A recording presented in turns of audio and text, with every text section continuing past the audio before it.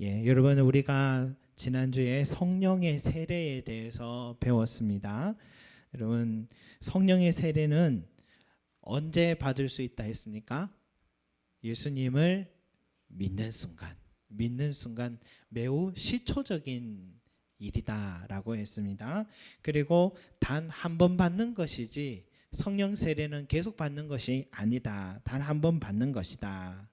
그리고 또 이 성령 세례를 받았다고 해서 외적인 어떤 능력이나 또 현상들이 일어나는 것은 꼭 그런 것은 아니다. 오순절 마가의 다락방에 있었던 그런 방언하고 예언하고 기적이라는 꼭 그런 거는 아니다. 우리가 성령 세례를 받았지만 의식하지 못한 순간에 우리가 의식하지 못한 상황에서 성령 세례를 받을 수 있다라고 우리가 지난번에 말씀을 드렸습니다. 그러면 여러분 물 세례는 도대체 왜 받느냐? 성령 세례를 받았으면 됐지 왜 물 세례를 받느냐? 사실은 바로 이와 연관이 있는 거죠. 성령 세례를 받았지만 또 본인도 다른 사람도 공동체도 확인할 수가 없는, 의식할 수 없는 상황이 일어날 수 있는 것이기 때문에 목회자는 우리 문답 교육을 통하여서 먼저 신앙을 예수 그리스도에 대한 확신을 갖게 하고 그리고 예수 그리스도를 믿는지 믿지 않는지를 확인한 후에 물 세례를 베푸는 것입니다. 그렇게 해서 형제 자매가 하나님의 자녀가 되었고 그리스도인이 되었고 우리 교회 공동체 일원이 되었다라는 것을 공식적으로 확인하기 위하여서 물 세례를 받는 것입니다. 그래서요. 물 세례를 받을 때에 성령 세례를 같이 받을 수 있습니다. 그런데 때로는요, 이 물 세례보다도 성령 세례를 먼저 받을 수도 있습니다. 우리 베드로가 고넬료의 가정에 찾아가서 복음을 전했습니다. 그러니까 복음 전했을 때에 그들 위에 성령이 임했다 했습니다. 이게 바로 성령 세례인 거죠. 그런데 뭐라고 합니까? 베드로가 하는 말이 이 사람들이 우리와 같이 성령을 받았으니 누가 물로 세례 베품을 그 말이요 하고 그때 물 세례를 베풀었죠. 성령 세례 먼저 받았고 물 세례를 받았습니다. 에티오피아 내시에게 빌립 집사가 복음 전할 때에 에티오피아 내시에게 믿음이 생겨서 이미 성령 세례를 받았습니다. 그러나 여기서 그치지 않죠. 이에 명하여 수레를 멈추고 빌립과 내시가 둘 다 물에 내려가 빌립이 세례를 베풀었고 라고 나와 있습니다. 그러니까 성령의 세례는 예수 그리스도를 믿는 순간에 먼저 받을 수 있다. 물 세례는 의식할 수 없고 볼 수 없는 성령 세례를 외적으로 드러내는 교회 공동체에서 공식적으로 확증하는 의식이다라고 말할 수 있습니다. 그래서 여기 계신 모든 성도님들은 예수 그리스도를 믿어서 거듭난 자들이기에 성령의 세례를 받았음을 믿으시기 바랍니다. 여러분 성령 세례 받지 않고 이 자리에 앉아 있을 이유가 없죠. 이렇게 이 시기에 더욱더 이 자리에 앉아 있다는 것은 더 어려운 일인데요. 또 아직 세례를 앞두고 있는 우리 성도님들도 예수 그리스도를 내가 받아들이고 믿고 있다면 이미 성령의 세례를 받았다라고 믿으시면 됩니다. 여러분 중요한 것은 내게 임한 성령님은 나를 절대로 그 세례 때 임하신 성령님은 떠나지 않으신다라는 것입니다. 내가 죄를 짓고 잘못한 선택을 할 때에도 성령님은 떠나지는 않으십니다. 근심하고 탄식하시지 나를 위해 기도해 주시지 성령님은 나를 포기하지 않으시고 그리고 결국은 구원에 이르도록 인도해 주시는 분이십니다. 그래서 성령을 세례를 달리 말해서 성령의 인침이라고 표현을 합니다. 성령의 인침, 성령의 인이라고 하는데 성령을 모신 사람은요 하나님의 자녀라는 도장을 치셨습니다. 그래서 하나님의 자녀라고 그리스도의 도장을 치면 그 도장은 지워지지 않습니다. 평생 지워지지 않습니다. 내가 성령의 인침을 받아서 하나님의 자녀가 되었고 영생을 얻었다면 그래서 나는 오늘 주님이 나를 부르신다 하더라도 하나님의 나라에 갈 수 있다는 이 사실, 여러분 이것보다 더 큰 선물은 없는 줄로 믿습니다. 이거보다 더 큰 선물이 어디 있겠습니까? 그래서 바울이 그렇게 표현했잖아요. 내가 확신하노니 사망이나 생명이나 천사들이나 권세자들이나 다른 어떤 피조물이라도 우리를 우리 주 그리스도 예수 안에 있는 하나님의 사랑에서 끊을 수 없으리로다. 아멘. 여러분, 이 큰 은혜 받은 것을 항상 마음에 새기고 감사하시길 바랍니다. 아버지 하나님께서 먼저 택해 주셨기 때문에, 아들 하나님께서 나를 위해 십자가를 지셨기 때문에, 성령 하나님께서 나를 불러서 인을 치셨기 때문에 우리가 받을 수 있는 은혜입니다. 나에게 영원한 생명 은혜를 주신 우리 삼일체 하나님께 항상 감사하고 찬송하시는 저와 여러분들이 되시기를 소망합니다. 그런데 여러분, 성령님을 내 마음에 모셔놓고도 성령님이 주시는 그 풍성한 은혜를 누리지 못하고 살아가다가 죽는 그리스도인들이 꽤 있습니다. 물론 영생을 얻었지만 이 세상에 살아가면서 성령님의 도우심과 은혜를 누리지 못하고 마치 마른 장작과 같은 신앙생활을 하다가 죽어가는 그리스도인들도 있습니다. 이런 사람들을 뭐라고 하냐면 육신에 속한 그리스도인, 육신에 속한 그리스도인이라 합니다. 육신에 속했다라는 것은 뭐 육체를 가졌다 이런 뜻이 아니고, 바울이 육체의 소욕이라고 말했던 그런 기질과 성품의 삶의 태도를 말하는 것입니다. 예수를 믿고 있는데도 입에서 거짓말이 끊어지지 않는 사람들, 예수를 믿는데도 중독과 방탕한 생활에서 벗어나지 않는 사람들, 예수를 믿는데도 늘 무리를 짓고 당을 만들고 자기중심적인 불화를 일으키는 사람들, 예수를 믿는데도 시기와 질투에 빠져서 남을 헛들고 수근수근대는 삶을 사는 사람들, 예수를 믿으면서도 마음속에 돈을 하나님보다 더 우상으로 섬기는 사람들. 여러분, 뉴스에 나오는 이단들을 얘기하는 게 아닙니다. 정통교회에서 주일 성수 잘한다고 하는 사람들, 늘 봉사의 자리에 있다는 그런 그리스도인들인데도 이런 육신에 속한 그리스도인이 있다라는 것을 말하고 있는 것입니다. 여러분, 이런 사람들의 성령님이 계시지 않은 걸까요? 이들에게 성령의 은사가 없는 것일까요? 아닙니다. 고린도 교회 성도들을 보면요, 성령의 세례를 받았는데도, 성령을 모시고 살아가고 있는데도, 성령의 은사를 그 어느 교회보다도 많이 받았는데도 그들은 입에 담을 수 없는 음행의 생활을 하고 있고, 교회 성도들끼리 싸우다가 결판이 안 나니까 세상 법정에 소송을 걸어서 싸우고 있는 그런 모습을 보였습니다.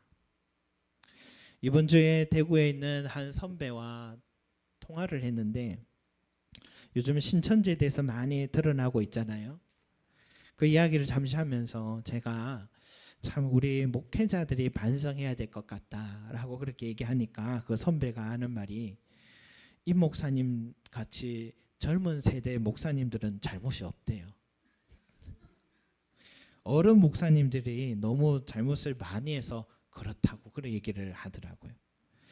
틀린 말은 아닌 것 같은데 또 면죄부를 받은 것 같아서 뭐 마음이 좋고 그렇지도 않고, 저 같은 젊은 사람도 나이가 들면 그렇지 않다고 보장할 수는 없는 것 같습니다. 지금도 뭡니까, 내가 손가락질했던 그 자리에 내가 앉지 말라는 법도 없는 것 같습니다. 지금 나이가 많고 뉴스에 많이 나왔던 그런 대형 교회, 그런 또 실수가 많은 목사님들, 그분들요, 젊었을 때는 지금 저희들 세대들보다 훨씬 더 열정적이었고 신실했던 목회자들이었습니다. 옛날에는요, 사모님이 지금 곧 출산을 앞두고 있으면 그 당시에 신방을 가야 되면 신방 가셨습니다. 그 당시 목사님들이. 지금은 있을 수 없는 일이잖아요. 지금은 그때 목사님들이 얼른 병원 가라고 하시는데, 본인들 세대 때는 다 신방을 가서 성도들 내게 맡겨진 양떼를 챙겨야 된다고 그렇게 교회를 위해서 헌신했던 그런 열정을 갖고 있던 목회자들이었습니다. 여러분, 지금 막 진흙탕 같은 싸움의 최전선에 서 있는 그 장로님들, 그분들 젊은 시절 우리가 돌아보면 누가 봐도 인정받는 믿음의 사람들이었고 칭찬 듣는 훌륭한 일꾼들이었습니다. 그러니까 그 자리에 서게 된 거겠죠. 그런데 왜 지금 이렇게 초라한 모습으로 바뀌었냐? 그것은 성령의 충만함을 잃어버렸기 때문인 것입니다. 한때는 성령의 소욕으로 가득했던 그리스도인인데 점점 육신의 소욕에 넘어진 그리스도인들로 변하게 된 것입니다. 그렇다고 그들에게 성령님이 떠나셨냐? 아닙니다, 여러분. 그들이 잃어버린 것은 성령의 충만함이지 성령님을 잃어버린 것은 아닙니다. 성령님의 충만함은 우리가 하나님의 뜻을 떠나서 살게 되면 자연히 소멸될 수 있는 것이고, 또다시 우리가 하나님의 뜻을 깨닫고 회개하고 다시 말씀 앞에 나와 순종하고 살아가면은 다시 회복할 수 있는 것이 성령의 충만함인 것입니다. 말하자면 요즘 전기 자동차가 많이 지금 개발되고 있잖아요. 근데 그 속에 참 중요한 건 뭡니까? 배터리입니다. 배터리. 전기가 풀로 충전되어 있으면, 이 배터리에 충전되어 있으면 그 전기 자동차는 전국 어디에든 다 다닐 수 있을 것 같아요. 그런데 이 배터리가 소모되고 나면 더 이상 원하는 곳에 갈 수가 없게 됩니다. 그래서요, 충전소로 빨리 다시 가야 됩니다. 떨어질 것 같으면 빨리 재충전해야 됩니다. 마찬가지로 성령이 이미 우리 안에 내재하신 것은 우리 안에 배터리가 있는 것과 같습니다. 배터리처럼 성령님은 항상 우리 안에 거하시는데 이 배터리를 충전해야 되듯이 성령의 충만함을 유지를 해야 되는 것입니다. 다시 성령의 충만함을 얻어야 되는 것입니다. 그렇게 하지 못한다면은 내 안에 아무리 좋은 배터리 있어도, 성령님을 모셔도 아무것도 나는 그 풍성한 은혜를 누리지 못하는 삶을 살게 되는 그리스도인이 되는 것입니다. 여러분, 성령의 충만함을 받은 상태의 모습 어떨까요? 이 방언을 하면서 막 이렇게 황홀경에 빠진 그런 상태, 여러분, 이게 성령 충만 아닙니다.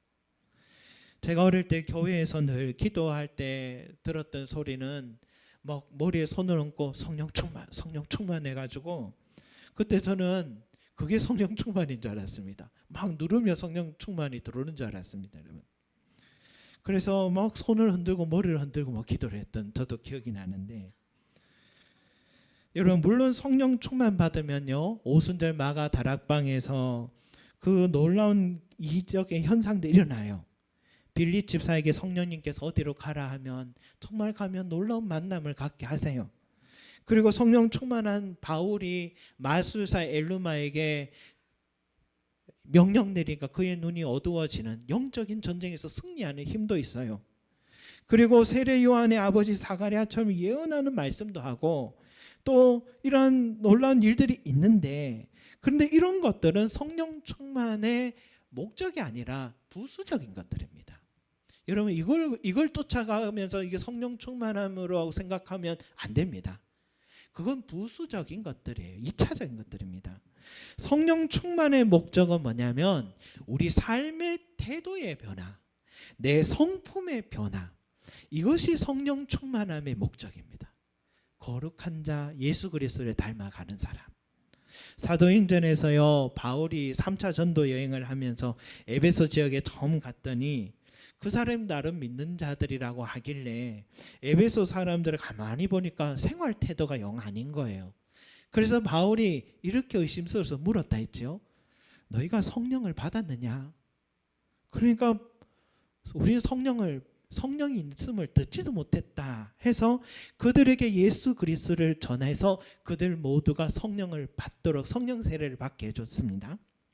그런데 세월이 흐르고요, 오늘 우리가 읽었던 성경은 이 에베소 교회, 아까 전에 바울이 3차 전도 때 만났던 그 에베소 교회 성도들에게 보낸 편지인데, 그 성도들에게 오늘은 뭐라고 합니까, 여러분? 18절에 성령을 받으라, 성령을 받았느냐, 성령 받으라 하지 않고 뭐라고 합니까?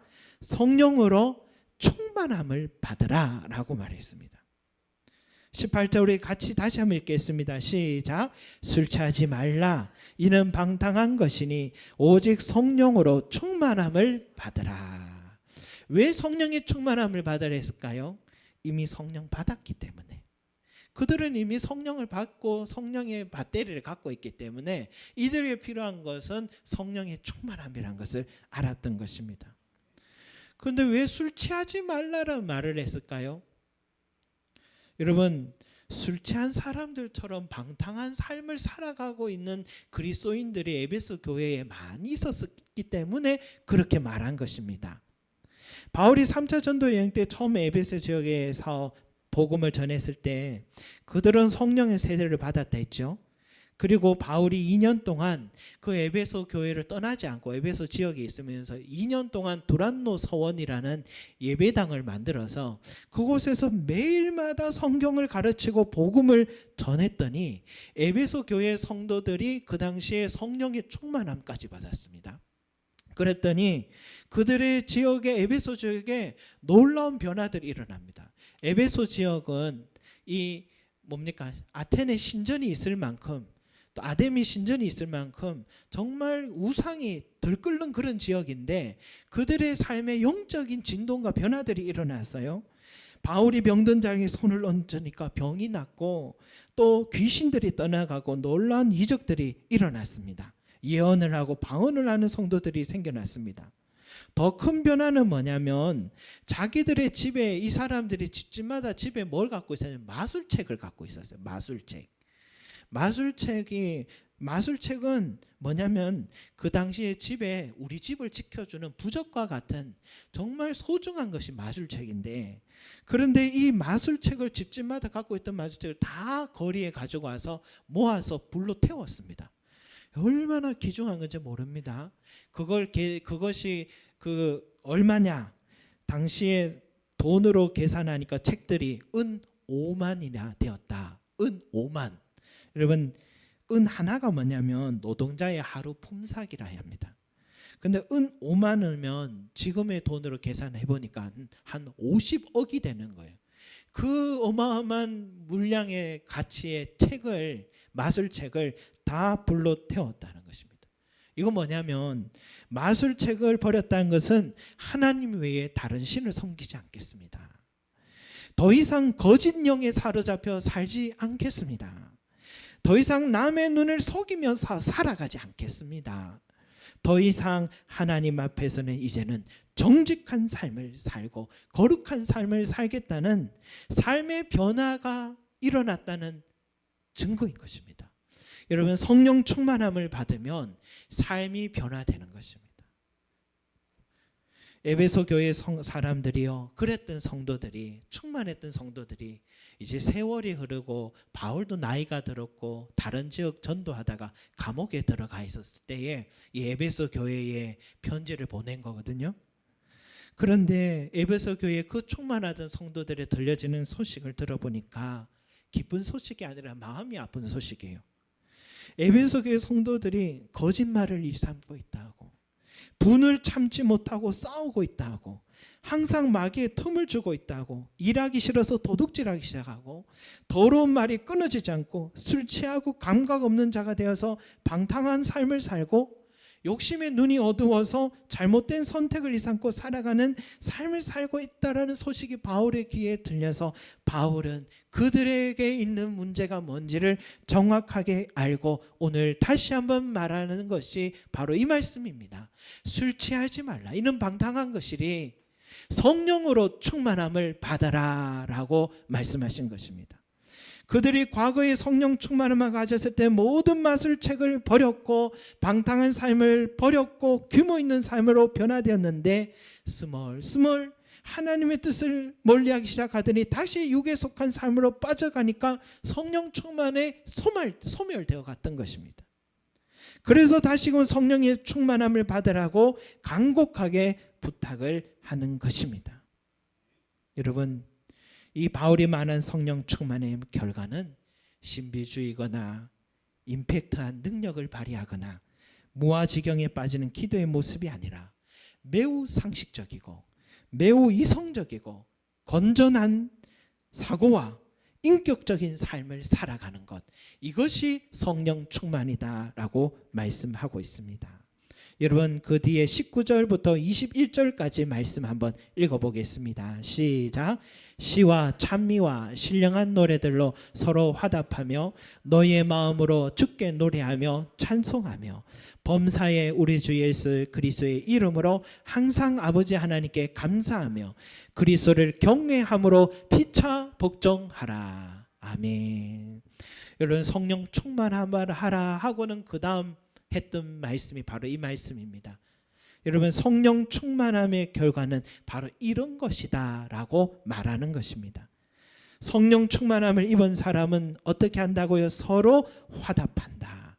그리고 마지막 절에 보니까 피차 복종한다 라고 되어 있습니다.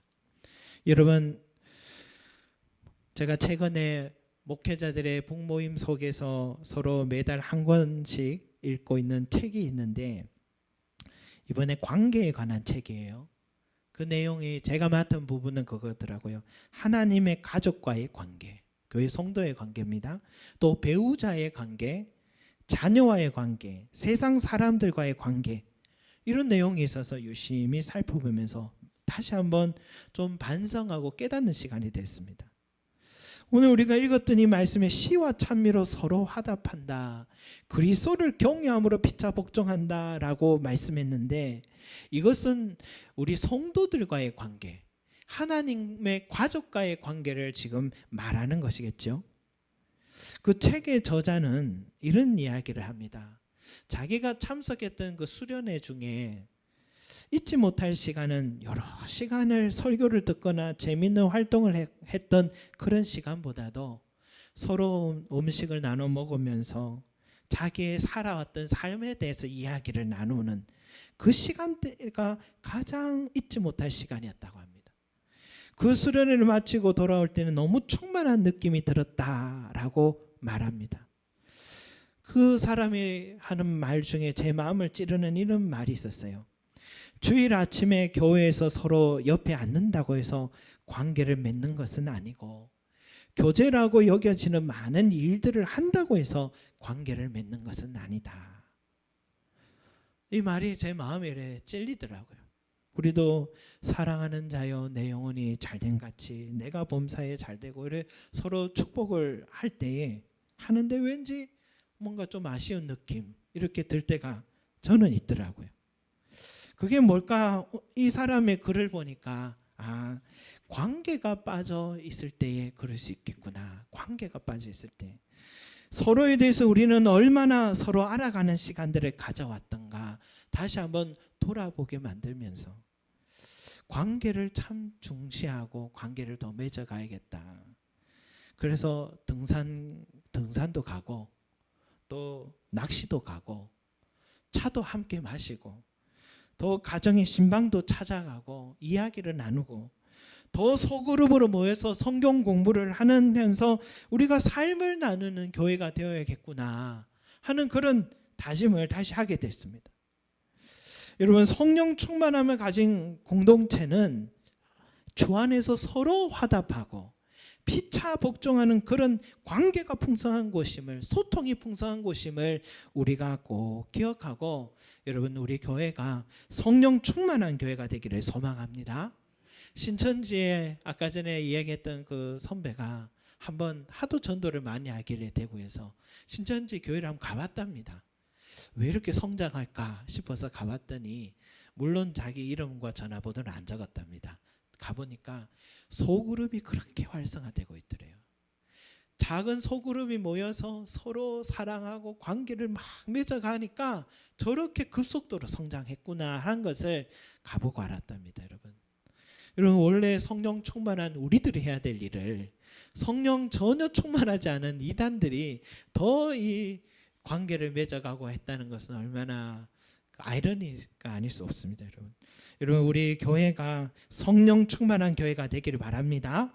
서로의 삶에 관심을 갖고 우리 집에 와서 뜸도 좀 뜨시라 초대도 하신 것처럼 둘러앉아서 시와 찬미와 서로 화답하는 그런 공동체가 되기를 소망합니다. 이것이 성령 충만한 공동체인 줄 믿습니다. 또 제가 읽었던 그 책에는 가정에서도 이 자녀와의 관계에 대해서도 말해주더라고요. 저도 나름 잘하는 부모인 줄 알았습니다. 누구보다도 가정에 있는 시간이 다른 아버지들보다 더 많잖아요, 제가. 그래서 저는 제 나름대로 하는 줄 알았는데, 그런데 나는 정작 아이들에게 이 믿음 신앙이 주입되기를 원했지, 아이들과 관계를 맺어왔던가. 나는 지식과 내 경험을 아이들에게 가르치려고만 했지, 그래서 그저 학원에 보내줄 수만 있다면 내 임무를 다 한 것이라고 생각했지, 아이들의 이야기에 내가 귀를 기울이고 있었던가. 그런 다시 반성이 되더라고요, 여러분. 그래서 제가 이번 주에는 아이들과 좀 더 관계를 좀 맺어야겠다 해서 늘 월미산에 저희 부부만들 운동하다가 아이들에게 함께 우리 이제 같이 운동하자 그랬더니 아이들이 원성이 막 일어나기 시작합니다. 관계가 더 멀어질 뻔했습니다, 여러분. 그래도 함께 하는 시간 한번 가져보려고 그 원성 속에서 어쨌든 걸었습니다. 그러면서 아이의 이어폰을 나도 뺏어서 같이 한번 들어보고, 내 취향은 아니지만 같이 들어보고 애써 보았습니다. 그러다 보면 서로 관계가 맺어지고 서로 화답할 날이 오겠지 하면서, 이런 피차 복종한다는 것은요, 내가 하고 싶은 것을 좀 내려놓고 상대가 좋아하는 것에 시간과 물질을 더 쓰는 것, 그게 피차 복종하는 것이 아닌가. 좀 서툴지만 자꾸 노력하는 게 아닌가.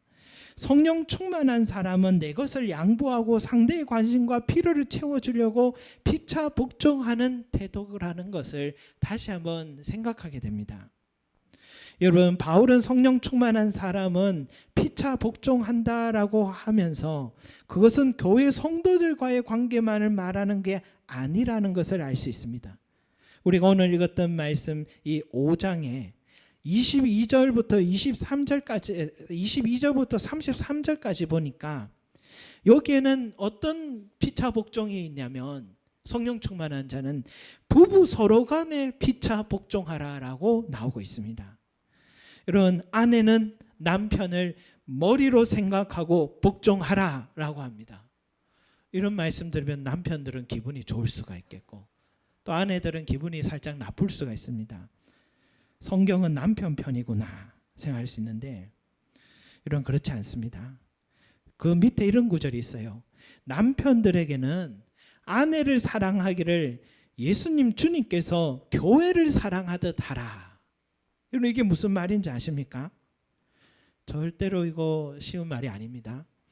주님이 교회인 우리들을 어떻게 사랑하셨습니까? 자기 몸에 피를 다 쏟으시면서 죽으실 만큼 사랑하신 거거든요. 남편은 아내를 위해서 죽을 만큼 사랑하라, 이런 뜻이 여기 있습니다. 성령 충만함을 받은 부부는 서로 이렇게 사랑하는 부부가 된다라는 것입니다, 여러분. 그 다음 6장, 에베소서 6장 1절에서 4절을 보니까 이제는 이 성령 충만한 가정은 부모 자식 간의 관계에서 서로 복종하라라는 말씀이 나옵니다.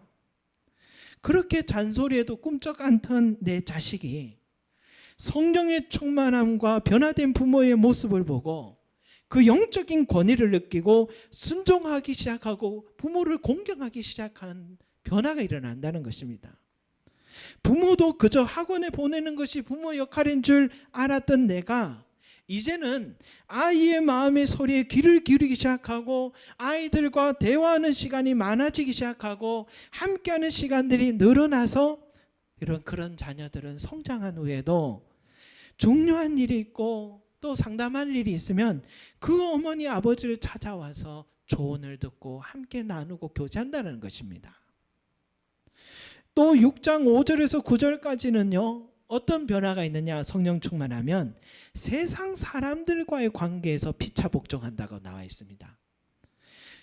이런 말씀이 있어요. 종들아 상전에게 순종하기를 그리스도께 하듯 하라. 눈치 보면서 일 안 한 종들이 많았거든요, 여러분. 아무리 그 당시에 주인이 있어도 상전에서 눈치 보는 종한, 그런데 그리스도께 하듯하라면 그리스도는 안 보시는 데가 없기 때문에 항상 복종해야 되는 거죠. 그다음 종들에게만 그런 게 아닙니다. 상전들아 너희도 종들에게 이와 같이 하라라고 했습니다. 어떻게 주인이 종에게 복종할 수 있겠습니까? 정말 어려운 일인데 직장에서 윗사람이 아래 사람에게 갑질은 할 수 있어도 어떻게 복종을 할 수는 있겠습니까? 존중한다. 이 직장에서 절대로 쉬운 일이 아니잖아요. 그런데 성경은 오늘 상전들아 피차 복종해라. 그렇게 말씀하고 있습니다.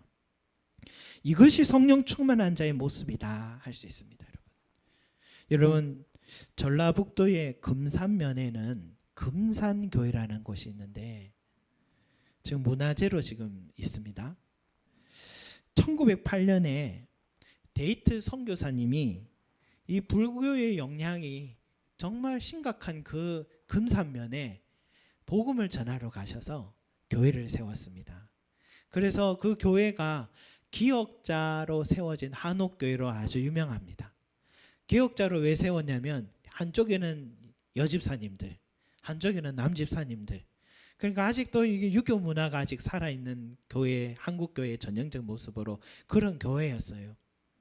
그곳에서 이 데이트 선교사님 복음을 전하다가 한 집을 전도하게 됐는데 그 집에는 조덕삼 씨라는 주인이 살고 있었고 또 그의 종이었던 그 이자익 씨가 함께 있었던 거예요. 그런데 이 두 사람이 선교사님의 복음을 듣고 예수를 같이 믿게 됐어요. 주인과 종이. 그래서 두 사람이 같이 세례를 받았습니다. 그리고 두 사람이 같이 집사님으로 임명도 받았습니다. 그리고 교회는 점점점 부흥했고요. 교회가 건축하게 되고 나서 이제 우리 교회도 선교사님이 장로님을 세워야겠습니다 하고 이제 장로님을 뽑게 됐는데 두 사람이 공동으로 그렇게 또 올라갔어요. 누굽니까? 주인 조덕삼 집사님과 종 이자익 집사님이 같이 올라갔습니다. 이제 공동 투표를 했습니다. 모두가 조덕삼 씨 주인이 장로님이 될 줄 알았는데 뚜껑을 열어보니까 종이 했던 이 이자익 씨가 장로로 선출된 것입니다.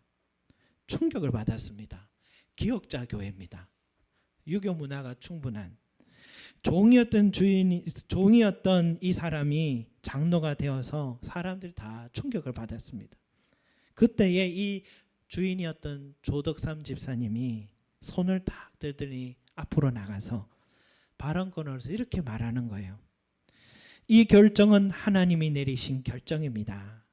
우리 금산교회 교인들은 참으로 훌륭한 일을 해냈습니다. 저희 집에서 일하고 있는 이자익 장로는 저보다 신앙의 열의가 대단하십니다. 나는 교회의 결정에 순종하고 이자익 장로님을 받들어 열심히 교회를 섬기겠습니다. 그 후에 그 교회의 선교사님이 더 이상 목회를 할 수 없는 상황이 되어서 이 조덕삼 씨는 이자익 장로님을 신학교에 보냈습니다. 신학교에 보내서 신학 공부 다 할 수 있도록 신학비를 다 공부 지원을 다 해주고 그리고 목사 안수를 받았을 때 이 조덕삼 집사님은 이제 장로님이 되셨고 이 이자익 목사님을 그 교회에 공식적으로 청빙을 해가지고 상전이었던 자가 평생 종이었던 이 사람의 이 목사님의 설교를 들으면서 함께 아름다운 교회를 세워갔던 그런 아름다운 이야기가 이 교회 금산교회에 있습니다. 여러분 이후에 이자익 목사님은 우리 총회 이렇게 자료를 보면 총회장을 여러 번을 했을 만큼 한국교회를 이끌었던 그런 훌륭한 지도자로 세워졌고 그런데 우리들의 또한 마음에 꼭 기억되는 사람은 누굽니까? 그를 높여줬던 주인이었던 조덕삼 장로님 그분을 우리는 마음에 기억합니다. 왜? 성령 충만한 자였기 때문에 성령 충만한 자는 이렇게 서로 피차 복종한다는 것을 몸소 보여줬기 때문에 우리는 그를 존경하는 것입니다. 사랑하는 성도 여러분, 성령의 충만함을 받으시 바랍니다. 부부간의 사랑의 꽃이 피게 되고 부모 자녀 간의 소통이 시작되어서 가정이 또 화목하게 되고 성도들 서로 간의 존중과 사랑이 넘쳐나서 교회에 오는 주일날이 기다려지게 되고 그 사람은 모든 사람을 주께 대하듯 하셔서 세상에 나가도 칭찬 듣고 존경받는 사람으로 변화되는 것입니다. 그런 사람은 시냇가에 심은 나무와 같이 잎사귀가 부르고 시절을 쫓아 또 열매를 맺듯이 그가 하는 모든 일들이 형통하게 될 것입니다. 이것이 성령 충만한 자의 축복이라는 것을 기억하시기 바랍니다. 여러분, 성령 충만함을 받는 비결은 단 하나입니다. 예수님께로 날마다 다가가는 것입니다.